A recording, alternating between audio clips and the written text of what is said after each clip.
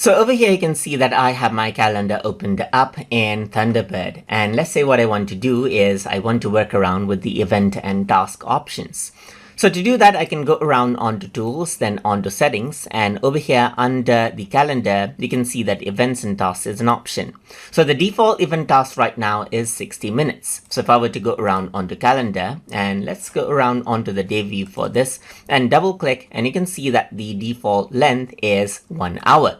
But if I were to go around and then change this out, I can also go around and then change it to, let's say for example, 2 hours, 120 minutes. Then if I were to go around and double click right here, then you can see that it is set for 2 hours right here. So you can be very specific with the minutes as well, as you can see right here. Double click and then this is what you have. So it is specific on the minutes right here. You can also set the event start date to be start of the day right here, or tomorrow or next week as well, or related to the current time right here. Let's say for example 10 minutes to current time, and the due date will be, let's say for example, next week right here. And edit events in task in tab instead of a dialog window is an option as well, and you can prompt before deleting the event. And then as you go along and then click, you can see that you have a tab right here with all of the settings right here with start date and end date accordingly, as you can see right here.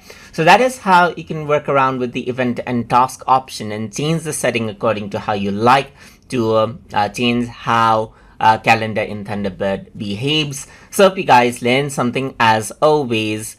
And as always, please like, comment, share, and subscribe.